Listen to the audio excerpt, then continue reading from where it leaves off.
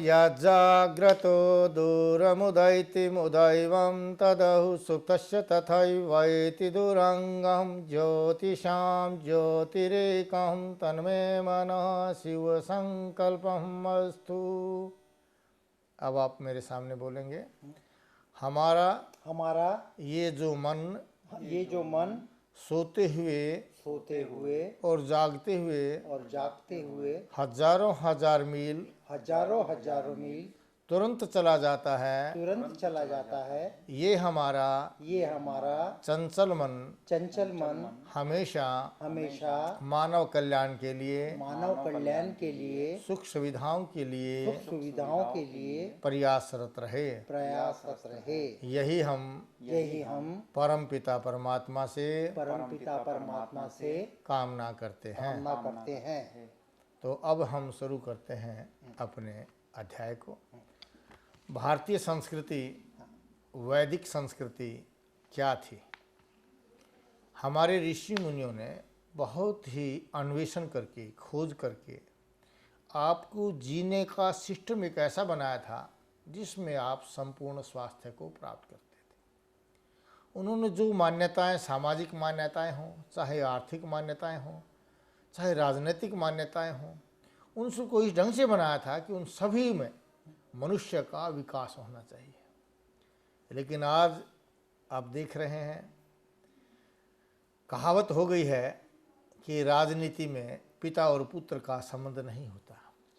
लेकिन हमारे आर्य राष्ट्र में राजनीति के अंदर पिता और पुत्र का घनिष्ठ संबंध होता था। इसलिए दशरथ की भगवान श्री रामचंद्र ने आज्ञा का पालन किया। पिता की आज्ञा को, पिता के पर्ण को पूरा करने के लिए उसने अपनी मौसी की आज्ञा को स्वीकार किया। नहीं तो आज के अगर व्यक्ति होते तो कहते क्या पिता, मुझे राज चाहिए। लेकिन उसने कहा नहीं, मेरा पिता पहले है, मेरी माँ पहले है, उसने जो मांगा है मैं अवश्य दूंगा, मुझे राज की आवश्यकता नहीं है। और वैसा देखिए भाई, आज कहावत हो गई है कि वो भाई का भाई नहीं है। कहावतें हो गई हैं कि रिश्तेदार के साथ हमें सहयोग नहीं करना चाहिए, हमें लेन देन पैसे का रिश्तेदारी में नहीं करना चाहिए। लेकिन वहाँ देखिए, वनवास होने के पश्चात भी भरत ने राम की पादुकाएं लेकर के सिंहासन किया, राज किया। यानी राम को सर्वोपरि मानते हुए उसने शासन किया। और आते ही सबसे पहले वो पादुकाएं देकर कहा, भगवान आप अपने सिंहासन को ले लीजिए। ये थी मान्यताएं। लेकिन आज जो मान्यताएं गिरती जा रही हैं, उसके कारण क्या हो रहा है? पिता पुत्र को मार रहा है, पुत्र पिता को मार रहा है, माँ बेटी को मार रही है, बेटी माँ को मार रही है, क्योंकि हमारी मान्यताएं खराब हो चुकी हैं। हमें इन्हीं मान्यताओं को पुनः लोगों में दोहराना है कि वो जान सके कि हमारी कितनी समृद्ध संस्कृति थी, किस तरह से हमारे यहाँ बुजुर्गों को पूजा जाता था। हमारे यहाँ अनाथालयों की व्यवस्था नहीं थी, हमारे यहाँ मदर डे नहीं मनाया जाता था, हमारे यहाँ वैलेंटाइन डे नहीं मनता था। हमारे यहाँ वैलेंटाइन डे पत्नी के साथ रोज़ाना ही प्यार के संबंध रहते थे, एक जन्म नहीं 7 जन्म तक रहते थे। हमारे यहाँ मदर डे जो था रोज़ाना होता था, हम रोज़ाना माता के हाथ की प्यार भरी रोटियों का सेवन करते थे, उनके स्नेह और आशीर्वाद को प्राप्त करते थे। हमारे यहाँ, हमारी संस्कृति में पिता को भगवान के तुल्य समझा गया है। तो कहीं फादर डे नहीं होता था हमारे यहाँ। लेकिन ये पाश्चात्य संस्कृति है, एक दिन के लिए आते हैं मदर डे मनाते हैं, एक दिन के लिए वैलेंटाइन डे मनाते, फिर वो भूल जाते हैं। तो हमारी तो समृद्ध संस्कृति थी, उस संस्कृति में रहते हुए हमें कभी भी मानसिक रोग नहीं हुए। आज देखिए, पूरा विश्व डिप्रेशन का रोगी है, पूरा विश्व डायबिटीज़ का रोगी है, कैंसर का रोगी है, एड्स का रोगी है, क्योंकि हमारे यहाँ सामाजिक मान्यताएं थी कि ब्रह्मचर्येण देवः तपसः मृत्युम अपाघनतः, कि ब्रह्मचर्य की रक्षा करके देवताओं ने मृत्यु को भी जीत लिया था। और ब्रह्मचर्य का मतलब क्या है? ब्रह्मचर्य का मतलब कोई सांसारिक सुखों से नहीं है। ब्रह्मचर्य का मतलब अच्छा आचरण, जिसमें 5 यम और 5 नियम आते हैं। जो 10 नियम बनाए हैं, 5 यम और 5 नियम हैं, उन 10 को ब्रह्मचर्य बोला गया। उसमें एक हिस्सा है ब्रह्मचर्य। शौच, संतोष, तपः, स्वाध्याय, ईश्वर प्रणीनि दानानि। शौच माने आपको पवित्रता होनी चाहिए, मन में किसी के प्रति कुटैव नहीं रखना, संतोष होना चाहिए, आपको लोभी नहीं बनना चाहिए। तप है, तप करना चाहिए। तप का मतलब ये नहीं है कि मेरा पति हूँ, मैंने काफ़ी चीज़ें छोड़ दी। तप का मतलब स्वयं का दान करना, अपनी चीज़ छोड़ करके दान देना उसका नाम तप है। आपने एक उदाहरण में देखा होगा, सीबी ऋषि हुए हैं हमारे इतिहास में। एक बार देवता लोगों ने उसकी परीक्षा लेने की सोची कि ये कितना बड़ा दानी है। कबूतर का रूप धारण करके एक देवता आ जाता है और एक बिलाव का, बाज का रूप धारण करके आ जाता है। बाज जो है कबूतर को पकड़ लेता है उसी के राज दरबार में आकर के। कबूतर चिल्लाता है, मुझे बचाओ बचाओ मुझे बचाओ। तो बचाने का दायित्व तो राजा का होता है। तो राजा शिवी ने कहा कि हे बाज, तू इसको क्यों मार रहा है, क्यों खा रहा है? बाज ने कहा, ये मेरा आहार है, मैं इसको खाऊंगा। बोले, आप इसकी एवज में क्या लेंगे? बोले, मैं इसको तब छोड़ सकता हूं जब इसके बराबर का मांस मुझे मिल जाए और उस आदमी का मिले जो खुशी खुशी अपने आप दान दे। तो राजा शिवी ने कहा, ठीक है, ये तो कोई बड़ी बात नहीं, मैं अपना दान दे देता हूँ। राजा शिवी ने वो बोले, ठीक है जी, मुझे तोल दीजिए। तराजू मंगाई, 1 तोला में बाज को रख दिया और 1 तोला में वो अपना कबूतर को रख दिया। तो उसने कबूतर को निकाल करके उसके बराबर अपनी साथल का मांस निकाल करके रख दिया। काटता रहा, रखता रहा, पूरी साथल का मांस निकल गया, दूसरी साथल का निकल गया, बाजों का निकल गया। लेकिन बाज का वजन बढ़ता चला गया क्योंकि वो तो एक परीक्षा की घड़ी थी। वो स्वयं उस तराजू में बैठ गया। मतलब तब इसको कहते, तब ये नहीं कि मेरे पास पैसा है मैंने औरों को बांट दिया। तब उसका मतलब स्वयं का आपको त्याग करके, जैसे अन्न का परित्याग करके आप एक वक्त भूखा रह करके अगर किसी को खिलाते हैं तो आपने अन्नदान किया। अपनी चीज़ों की, अपनी ज़रूरत की चीज़ों को रोक कर अगर हम दान देते हैं उसको वास्तव में तप कहते हैं। तो शौच, संतोष, तपः, स्वाध्याय। स्वाध्याय मतलब रोज़ाना हमें अपनी किताबों को, इतिहास को पढ़ना चाहिए। जो अच्छा हमारा साहित्य है उसको पढ़ना चाहिए। जैसा अभिमन्यु ने माता के गर्भ में सीखा था, स्वाध्याय था वो, ऐसे ही अगर गर्भ में बच्चा है और माता जैसा अध्ययन करेगी बच्चा वैसा ही तो हो जाएगा। आज अगर माता गर्भ में बच्चा है और टीवी देख रही है, गंदे अश्लील नाटक देख रही है, तो बच्चा भी वैसी ही गंदी और अश्लील हरकतें करेगा, वैसे ही वाणी बोलेगा जैसे कि डायलॉग वो वहाँ मार रहा है। इसलिए आज का बच्चा माता पिता को खुशी से कहते, जाओ ना अपना आनंद लो कमरे का। लेकिन एक शर्म की बात होती थी कि हम जा रहे हैं, पति पत्नी कमरे में जा रहे, पता भी नहीं होता था। लेकिन यहाँ खुद एक बेटी अपनी माँ को कहती, बेटी जाओ, माँ जाइए आप पिता के साथ आनंद लीजिए। क्यों कहते? कि उस ऐसी संस्कृति को जब वो गर्भ में था हमने वैसा ही सुना। इसलिए आयुर्वेद कहता है कि अगर आपको स्वस्थ होना है तो अच्छी साहित्यों को गर्भवती महिलाओं को पढ़ना चाहिए। आज जितनी घटनाएं घट रही हैं, चाहे वो डकैती की हैं, बलात्कार की हैं, वो इसीलिए है कि हमारे वातावरण में जब बच्चा गर्भ में है हमें कैसी दवाई खिलाई गई है, हमें कैसा साहित्य दिखाया गया है, कैसी हम पिक्चर देख रहे हैं, उन सब का प्रभाव के कारण ये हो रहा है। और ये सभी चीज़ें कानून से ठीक नहीं हो सकती। कानून आप बाहर तो चला सकते हैं, घर में कैसे कानून करेंगे? आपको पता चला कि पिता ने पुत्री के साथ गलत संबंध कर लिया, चाचा ने बेटी के साथ गलत संबंध कर लिया, वहाँ कहाँ तक कानून जाएगा? इसलिए हमारे वेदों में ऐसी एक सामाजिक व्यवस्था बनाई गई थी। एक सामूहिक परिवार रहते थे, पुरुष लोग अलग रहते थे, नारियों का रनिवास अलग होता था जहाँ लेडीज रहती थी। आज हमने उनको कर दिया। सुबह उठ करके एक बच्चा जो था अपने बुजुर्गों के पैर छूता था, कि सुबह उठ करके बासी मुँह पानी पीने से, निराहार पानी पीने से शरीर में शांति होती है। और पानी पी करके जब आप पैर छूते हैं तो आपकी कमर तक की रीढ़ की हड्डी का एक व्यायाम होता है, सांस लंबा लेकर के छोड़ा जाता है और पिता इत्यादि भी आपकी कमर पर हाथ रखते थे, एक ऊर्जा का संचार होता था। इस तरह से 6-7 बार जब आप ऐसा करेंगे तो जो हाथ के अंदर जमा हुआ मल है वो अपने आप बाहर निकल जाता है। तो हमारे कब्ज के रोग को दूर करने की व्यवस्था थी।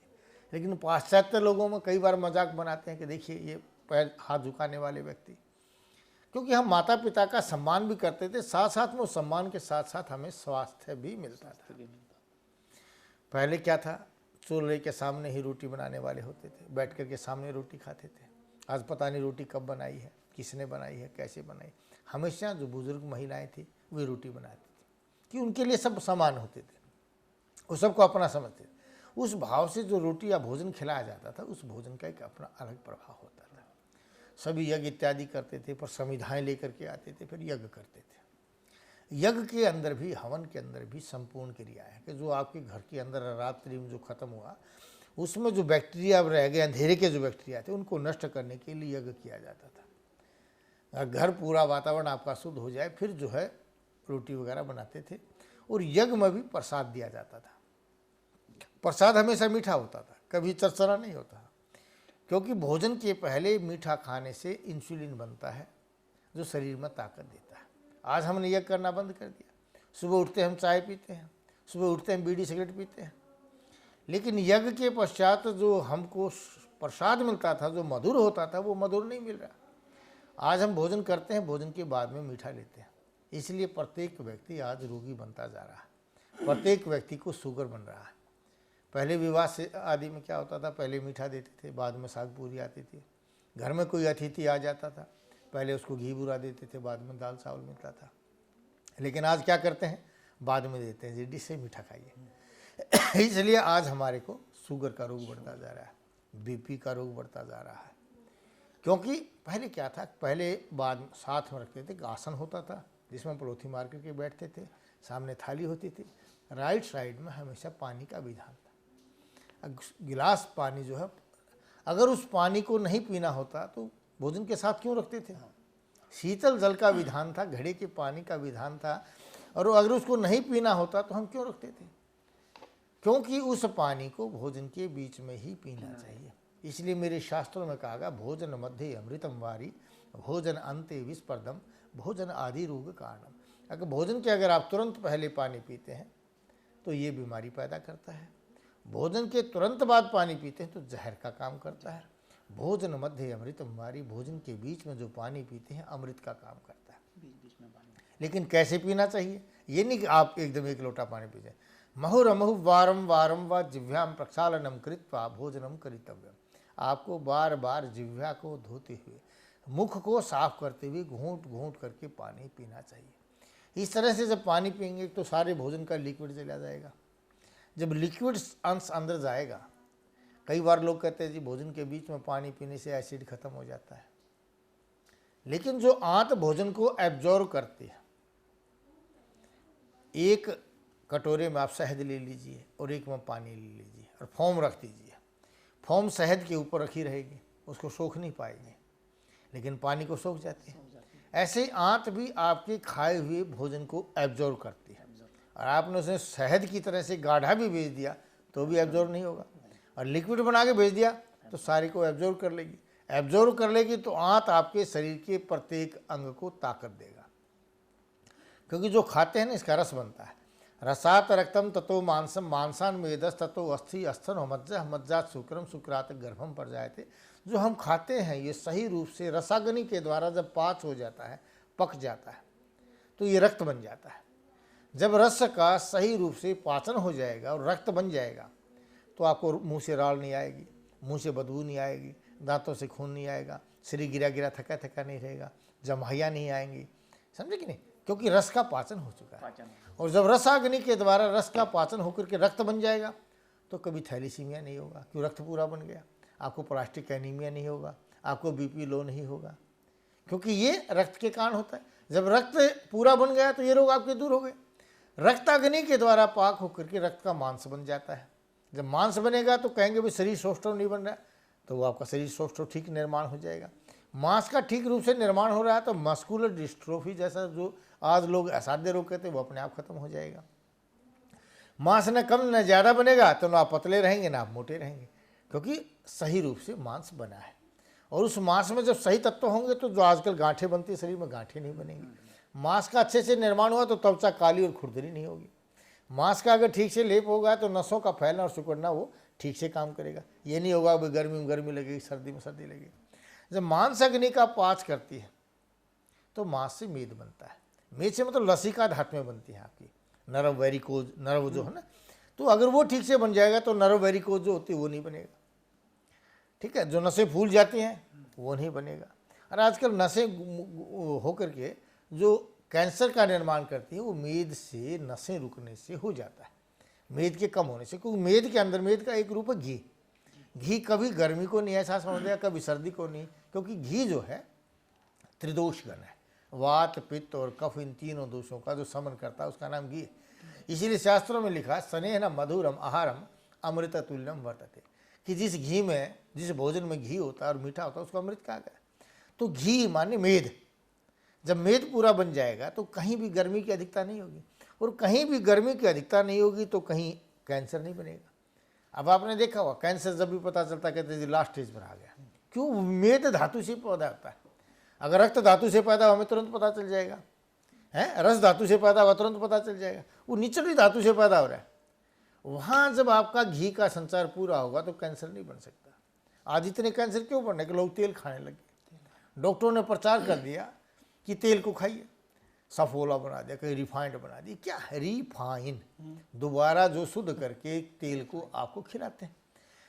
आज पहले तो कड़ियाँ होती थी उस पर तेल लगा लेते थे, काला तेल पहले वहाँ प्रयोग होता था। आज गाड़ियाँ इतनी बढ़ गई हैं, काला तेल इतना बन रहा है आपका इंजन ऑयल, वो कहाँ जाता है? उसको ये दुष्ट लोग जो हैं शुद्ध करके एसेंस डाल करके खुशबू पैदा करके एक ऑयल के रूप में बाजार में दे रहे हैं, जिसके खाने के कारण आज प्रत्येक व्यक्ति को कैंसर बन रहा है, प्रत्येक व्यक्ति बीपी का रोगी हो रहा है, प्रत्येक को पैरालाइज बन रहा है, क्योंकि वो जहर है। घी को बंद कर दिया, घी हमने खाना बंद कर दिया, डॉक्टर ने प्रचार कर दिया अमृत खा करके छोड़ने से, इसलिए कैंसर बीपी शुगर ये चीज़ें बढ़ती जा रही हैं, प्रत्येक व्यक्ति को मिलता जा रहा है। मांसान मेदस्त, जब मेद अग्नि से पाच हुआ तो मज्जा बन गई। जब मज्जा का निर्माण होता, मज्जा भी एक घी का रूप है। अगर हमें घी की आवश्यकता नहीं होती तो भगवान ने दो धातु मेद और मज्जा को क्यों बनाता? जब मज्जा सही रूप से निर्माण होगी तो मज्जा से ही हड्डी का निर्माण होता है। इसलिए जब घी आपने खाया नहीं, मेद और मज्जा आपकी बनी नहीं, तो आपको हस्तियों का हड्डियों का कैंसर बन गया, रूमेटाइड अर्थराइटिस हो गया, हड्डियाँ मोटी मोटी हो गई। अगर उसमें सही तरावट होती तो गर्मी सर्दी को सहन कर लेते, गर्मी सर्दी को सहन कर ली तो आपके जोड़ों में दर्द नहीं होता। गठिया जैसा भयंकर होगा, इसलिए पैदा होगा कि हमने घी को बंद कर दिया। अगर घी को खाते रहते तो गठिया नहीं बनता, क्योंकि गठिया घी जो गर्मी का एहसास नहीं होने देता। शरीर में टेम्परेचर है 98.4, कितना टेम्परेचर? थोड़ा सा चलोगे तुरंत पसीना आ जाता है। पानी कब उबलता? उतनी आँच आपके अंदर हमेशा है जितना कि पानी का वाष्प बनता है।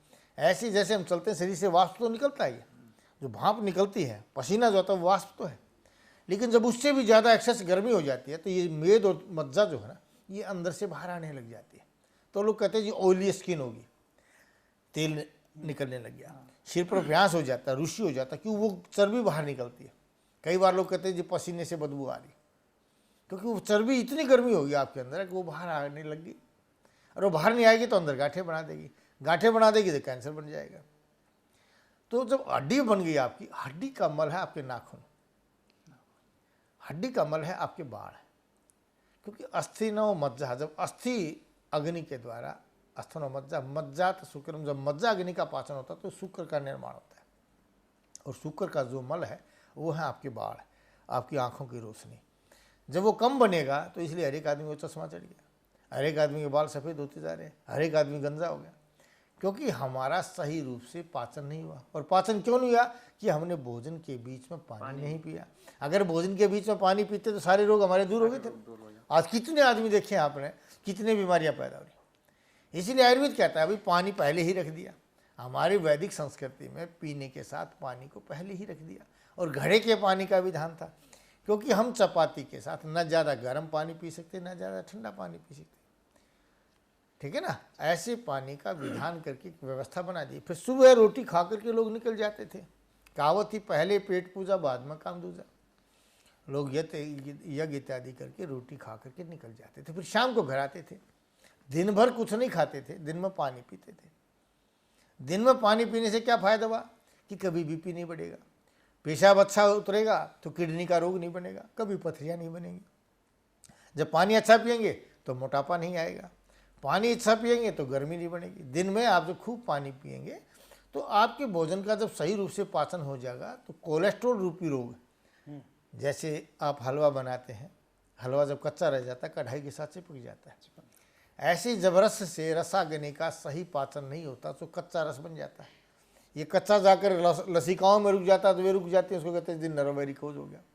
हार्ट पर रुक गया तो ब्लॉकेज हो गई, गर्दन में रुक गई तो सर्वाइकल बन गया, सिर में रुक गया तो माइग्रेन बन गया, कमर में रुक गया तो डिस्क की प्रॉब्लम बन गई, क्योंकि नसों के अंदर वो कच्चा रस चिपकता चला गया। जिस तरह से कच्चा हलवा कढ़ाई के साथ चिपक जाता है, जब हमने कच्चे रस को पका दिया तो हलवा कढ़ाई को छोड़ देता ना।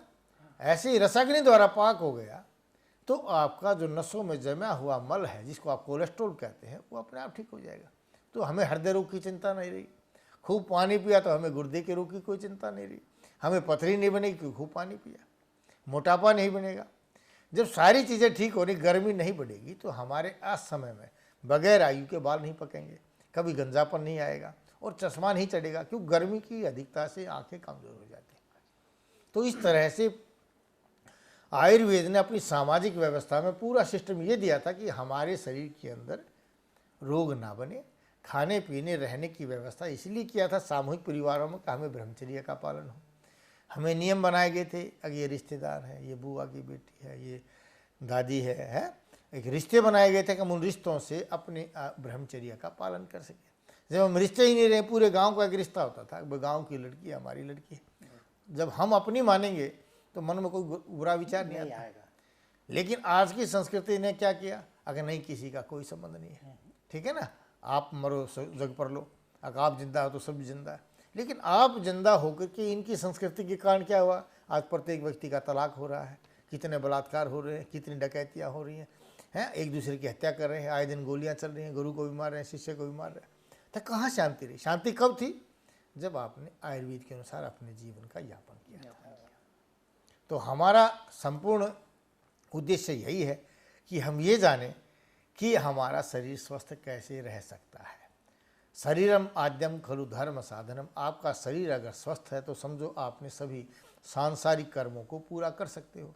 अगर शरीर ही ठीक नहीं है, आपके घुटने अगर चलने की बात नहीं कर रहे, तो चाहे कितनी गाड़ी हो, आप गाड़ी में बैठने तक भी लाचार हैं। आपके पास कितना ही पैसा हो, बादाम की बोरियां भरी रखी हैं, लेकिन आपका हजम खराब है तो आपको सूखी रोटी खानी पड़ेगी। बादाम आपके काम के नहीं हैं। आपके दिमाग में गर्मी है, डिप्रेशन है, आप कितने ही गद्दे पर लेट जाइए, एसी लगा लीजिए, नींद नहीं आएगी, क्योंकि स्वस्थ शरीर में ये सब आनंद प्राप्त किए जा सकते हैं। इसलिए आयुर्वेद कहता है कि पहला सुख निरोगी काया। अगर शरीर स्वस्थ है तो पहला सुख यही है, इसके बाद अन्य सुख बाद की बातें हैं। तो हम पहले सुख को प्राप्त करने के लिए वैदिक संस्कृति की बात करते हैं, अपने उसी प्राचीन इतिहास के रहने की और सोचने की बात करते हैं। और सभी रोगों का इलाज हमारे घरेलू थे। तो आप पूछ सकते हैं किसी भी रोग का इलाज जो आप चाहें, मैं आपको आपके रसोई घर का इलाज बताऊं। बताइए क्या पूछना चाहते हैं आप? पंडित जी, सबसे पहले बताइए कि ऐसा हमने तो सुने हुए हैं कि जैसे अपनी जो नाकों के दोनों छिद्र हैं, ये गर्म ठंडा तो शीतल और उष्ण खाना खाने के बाद में किस करवट सोना चाहिए ताकि भोजन डाइजेस्ट हो, उसका क्या कारण है, थोड़ा उसके बारे में देखिए क्या है, शरीर में ईड़ा और पिंगला ये दो नाड़ियाँ हैं, एक गर्म नाड़ी है, एक ठंडी नाड़ी है। ये स्वाभाविक है, इसको हमें चेंज नहीं करना चाहिए। अगर हम चेंज करेंगे तो प्रकृति विपरीत काम हो गया। जैसे कई लोग कहते हैं कि आप ऐसे लेट जाओ, वैसे लेट जाओ। प्रकृति अगर आपकी स्वस्थ है तो अपने आप उसी दिशा में लेटेंगे। आपका राइट नोज जो चलता है ये आग्नेय है, अग्नि का रूप है। जब लेफ्ट चलता है तो ये सौम्य है, चंद्रमा का रूप है, ठंडा। भोजन करके हमें अग्नि की आवश्यकता होती है पचाने के लिए, इसलिए हमें लेफ्ट करवट लेटना चाहिए। जब लेफ्ट करवट लेट जाएंगे तो ये लेफ्ट वाला बंद हो जाएगा, राइट खुल जाएगा, तो राइट नोज अपने आप चल जाएगा। जबरदस्ती हम राइट चलाएंगे, गलत बात। सुबह जब आप उठेंगे तो अपने आप आपकी करवट राइट पे मिलेगी, क्योंकि ठंड बढ़ गई, शरीर में सोम धातु बढ़ी हुई। जब सौम्य में आप उठे हैं और आपका सौम्य बढ़ा हुआ है तो आप सुबह सुबह उठ करके चाय क्यों पीते हैं? क्योंकि सौम्य में तो सौम्य लेना चाहिए। चंद्रमा बढ़ा हुआ तो आपको दही का प्रयोग करना चाहिए, घड़े के पानी का प्रयोग करना चाहिए। लेकिन जो लोग सुबह उठकर गर्म पानी पीते हैं वो भी गलत हो गया, जो लोग चाय पीते हैं वो भी गलत हो गया, जो लोग कॉफ़ी लेते हैं वो भी गलत हो गया, जो लोग गर्म दूध लेते हैं वो भी गलत है, और जो फलों का खाते हैं वो भी गलत है, क्योंकि फल भी एसिडिक है। आपने रात भर भोजन किया, लेफ्ट करवट लेट गए, जब डाइजेशन हो जाएगा तो अपने आप आपकी प्रकृति बदलती रहेगी, कभी लेफ्ट कभी राइट, कभी लेफ्ट कभी राइट। आपको उस पर ध्यान देने की जरूरत नहीं। इसीलिए तो भगवान की सत्ता को स्वीकार करते हैं। अगर लेटे लेटे हमारी क्रियाएं चलती हैं, अपने आप आदमी घुटने तोड़ता है, ऐसे जुड़ जाता है, रीढ़ की हड्डी का व्यायाम होता है, कभी उधर होता है कभी उधर। ये रीढ़ की हड्डी का व्यायाम भगवान कराता है। लेकिन गलती कब है? जब हम स्वयं करने लग जाते हैं। जब हम स्वयं किसी चीज़ का बगैर समय जबरदस्ती उसका प्रयोग करते हैं तो हमें रोग पैदा बन जाते हैं। बच्चा बीमार कब पड़ता है, चोट कब खाता है? जब वो माता की उंगली छोड़ देता है। जब तक वो माता के साथ जुड़ा, माता कभी चोट नहीं लगेगी, कभी गीले में नहीं रहे। जब वो बच्चा अलग चलेगा, उंगली छोड़ के चलेगा तो गिर जाता है, कहीं जल जाएगा, कहीं गिर जाएगा, कहीं कुछ। ऐसे ही भगवान भी हमारी एक माता के रूप में, जैसी उसने प्रकृति दी है उसके अनुरूप उसका आनंद लीजिए। उससे अलग आपने जैसे भोजन को पका के खाना शुरू कर दिया, भटूरे बनाए, समोसे बनाए, क्योंकि प्रकृति विपरीत आपने बनाया तो आप बीमार पड़ गए। ये तो जैसा उसने दिया है वैसा खाना चाहिए। फल जब पकने का समय आए तो आपको फलों का प्रयोग करना चाहिए। अगर उसको पाउडर डाल के आपने पका दिया, आज समय पकाया, टाइम से पहले पका दिया, जैसे आजकल इंजेक्शन लगा के करते हैं, उनका क्या कारण हो कि बीमारी बन गई। प्रकृति ने जितने समय में जिसको पकाना है आपको उतने ही समय में उस पके हुए फल को खाना चाहिए। अगर आप जबरदस्ती पका कर खाते हैं तो उससे रोग पैदा बन जाते हैं, ठीक है ना। और ये नाड़ियाँ, जैसे हम रेस लगाते हैं, दौड़ते हैं, तो दौड़ने से अपने आप हमारे दोनों स्वर चल जाते हैं। सुबह सुबह उठ करके हमें डुडक चाल चलनी चाहिए, मेंढक की तरह कूदना चाहिए। उससे क्या है, पिंडी की पंपिंग होगी, आपकी सारी नसें खुल जाएंगी, ठीक हो जाएंगे। लेटना बगैर तकिए के चाहिए, सीधा लेटना चाहिए, तकिया नहीं लगाना चाहिए, बस सिर्फ हाथ का ही है काफ़ी है, उतना लगा लेना चाहिए। तो वैसा करेंगे तो हमें कोई रोग नहीं बनता। और ईड़ा पिंगला सुषमा ये योगियों का कार्य है। और कितने योगी हुए आज तक, ये देखिए इतिहास गवाह है, कृष्ण के बाद मेरे ख्याल में कोई योगी नहीं हुआ। दयानंद जी हुए, ये योगी नहीं थे, ये व्याकरणाचार्य थे। कोई ऐसा योगी इतिहास में नहीं मिलता, क्योंकि योगी का मतलब योग चित्त वृत्ति निरोध है। जब चित्त की वृत्तियों को जिसने रोक लिया उसका नाम योग है। और आज जब भी हम पड़ोसी मारते तब ये मन पहुंच जाता है अमेरिका में, को मैं ही योगी बन गया। ये विचार आ गया तो मन तो चंचल रहा नहीं, मन तो स्थिर रहा नहीं, और मन स्थिर नहीं है तो योग कर नहीं सकते। इसलिए योग के लिए हमारी योनियाँ थी, मेंढक की योनि, कछुए की योनि, ये सब क्या है, योगी थे। ये योगी की योनियाँ थी, हम योग करके आ चुके हैं उन योनियों में रह करके।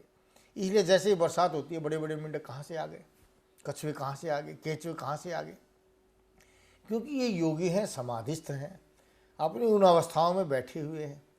और जैसे ही वातावरण अनुकूल आता है ये बाहर प्रकट हो जाते हैं। इसलिए मनुष्य शरीर को प्राप्त करके हमें योग की बातें कम करनी चाहिए, कर्म की बातें ज़्यादा करनी चाहिए, क्योंकि कर्म का क्षेत्र है। योग की तो हम पूरी करके आगे भाई, भोग की अवस्था में सारी भोग के आगे, अभी तो हमने कर्म करना है, कर्म करके अगले कर्म को ठीक करना है। जो अगला भोग हमें मिलेगा उसको हमें ठीक करना है। क्योंकि भगवान ने आपको अच्छा शरीर देकर इसलिए स्कूल में भेजा है। स्कूल एक किस्म का, जैसे माँ बाप एक बच्चे को तैयार करके भेजते हैं, और बच्चा अगर स्कूल में जाके मम्मी मम्मी पापा पापा करता रहेगा, पहले तो टीचर पिटाई करेगा, उसको वहाँ से निकाल देता है, फिर घर पर आएगा माँ बाप भी पिटाई करेंगे, पढ़ता नहीं है, हमारे को याद करता रहा, क्या हो गया। ऐसे ही भगवान कहता है कि मैंने सुंदर शरीर दे दिया, अब दे करके अगर आपको सुंदर शरीर आपको दे दिया और इसमें दे करके आप मेरी भक्ति करते रहेंगे तो ये दोष है। आप कर्म करने के लिए भेजे हैं, आप कर्म करते रहिए, कर्म करना ही श्रेयस्कर है। इसलिए कृष्ण भी कहता है कर्मण्येवाधिकार अस्ते माँ फलेषु कदाचनम, कि कर्म करने का तेरा अधिकार है, फल की चिंता मत करो। तो हमें फल की चिंता नहीं करनी चाहिए, कर्म करना चाहिए। लेकिन कर्म भी क्या है, ये आपके इसमें लिखा हुआ है। जो हम प्रार्थना करते हैं, इस प्रार्थना में हमने पहला मंत्र दिया है, ओम सन्नो देवीरभीष्टये आपो भवन्तु पीतये संयोरभि सर्वन्तु नः। सर्वव्यापक, सबका प्रकाशक, सबको आनंद देने वाला परमेश्वर मनोवांछित सुख और पूर्ण आनंदी की प्राप्ति के लिए हमारा कल्याण करे, हम पर सुख की सर्वदा वृष्टि करे। क्योंकि हमें कभी भी स्वयं के लिए नहीं मांगना चाहिए, हमें सबके लिए मांगना चाहिए। समाहित बातें थी, इसलिए वैदिक संध्या बनाई, और वैदिक संध्या के अनुसार पहला मंत्र यही दिया गया है कि हे सारे संसार के बनाने वाले रचेता, सभी प्रकाश के देने वाले, आनंदों के देने वाले, सुखों के देने वाले सर्वशक्तिमान परमात्मा, हमारे को हम सब के लिए सुखों की वृष्टि करे। और सुख की वृष्टि भी कैसे करेगा, देवः देयम इति का पुरुषः वदन्ति। कायर कहते हैं कि वो भाग्य देगा, भाग्य नहीं देगा, भाग्य सिर्फ वो देगा जो वो चाहेगा, और कर्म वो देगा जो आप चाहोगे। अब कर्म करने के लिए बने हैं। अगर आप पशु योनि में होते तो भाग्य के अधीन होते, कि वो योनियाँ आप भाग्य के अधीन लेके आ चुके हैं, कि जैसा मालिक तेरे भाग्य में था वैसा मालिक दे दिया। अच्छा खिलाने वाला मिलता, या कसाई देता तो काट पीट के तरह खा जाता, अच्छा सेव देता, खूब तेरी सेवा करता, वो भाग्याधीन था। वो योनियाँ हम ले चुके हैं। अब यहाँ बैठ करके हम भाग्याधीन बात नहीं कर सकते। कर्म अब हमें कर्म कहा, अब हमें जो चाहिए वो चाहिए। कर्म करेंगे तो भगवान से जो हमें चाहिए भगवान को देना पड़ेगा, और भाग्य से चाहिए जैसे हम प्रार्थना करते हैं तो वो भाग्य देगा, और वो भाग्य हम ले चुके हैं। भाग्य के अधीन अगर मैं कीड़ा बनना था तो कीड़ा बना दिया, भाग्य के अधीन शेर बनाना था शेर बना दिया, जो जितना टाइम मिलना था खाना पीना था, गधा बनाना था तो गधा बना दिया। अब आप कर्म क्षेत्र में आए, कर्म करना है। कर्म करके जो आप चाहते हैं, जैसा आपका विचार है, जैसा आपको लगा कि मानव कल्याण के लिए, अच्छे काम के लिए है, देवत्व के लिए है, तो आप देवता के रूप में चले जाएंगे कर्म को लेकर के। अगर आप राक्षस वृत्ति के कर्मों को बनाना शुरू कर दिया तो आप राक्षस प्रसिद्ध होकर के दुष्ट आदमी बन करके उसके चले जाएंगे। अब आपने अपनी बुद्धि का प्रयोग करके ये देखना है कि हमें राक्षस बनना है या देव बनना है। देवता तब बनोगे जब आप सबके कल्याण की बात करोगे, सबको सुखी रखोगे। राक्षस कब बनोगे? जब सबके सुखों को खोसोगे, स्वयं के लिए पोसोगे। सारा पैसा मुझे चाहिए, सारा धन मुझे चाहिए, सबका खोज के लोगे तो राक्षस होगे, और सबको देके चलोगे तो देव होगे। देवता का मतलब दिया, राक्षस का मतलब जिसने लिया, जिसने खोजा। देवता कौन है? जिसने आपको दिया। देवता दो तरह के हैं। एक वो देवता है जिन्होंने आपको अच्छे संस्कार दिए, जो अच्छी मर्यादाएं देकर चले गए, जिसको हम मृत देव कहते हैं। ठीक है, जैसे भगवान श्री रामचंद्र, भगवान श्री कृष्णचंद्र, बड़े बड़े तपस्वी ऋषि महर्षि अच्छी मर्यादाएं देकर के चले गए, वो देवता थे। आपके माता पिता भी आपके देव हैं, जिन्होंने आपको जन्म दिया। आपके बहन भाई जिन्होंने आपको प्यार दिया, आपके रिश्तेदार जिन्होंने आपको आशीर्वाद दिया, आपके गुरुजन जिन्होंने आपको शिक्षा दी, जिसने दिया वो देव। तो इन देवों की हमें रक्षा करनी चाहिए। अब विपरीत क्या हो रहा है? हम मजार पर जाते हैं, चादर चढ़ा करके आ रहे हैं, और घर में पिता जो है नंगा पड़ा है, ओढ़ने के लिए भाई के पास कपड़ा नहीं है, उसको कह रहे तू कमा खा, तू मेरा क्या लगता है। वहाँ जो देव जिंदा है आपके पास है, उसको तो हम कह रहे तू हमारा क्या लग रहा है, उसको हम दे नहीं रहे। और जो हमने एक मूर्त रूप बना दिया, उसका नाम आप बनाकर भगवान का मजाक कर रहे हैं। अगले तू भगवान रहते थे, चादर उड़ाया मैं, और तू मेरे कर्म पूरे कर। इसलिए वो कर्म पूरे नहीं होते, नष्ट होने लग रहे, क्योंकि हम गलत प्रक्रियाएं कर रहे हैं, गलत स्थान पर गलत दान दे करके। जो जहाँ देना चाहिए था हम हालात पा रहे। एक जगह हम दूध चढ़ा गा रहे हैं, एक जगह हम फल फ्रूट बांट रहे हैं, भोग चल लगा गा रहे हैं, और घर में माँ ने कुछ कह दिया, दे दे बेटा दूध पीऊँगी। दूध तेरे लिए कहाँ से आएगा?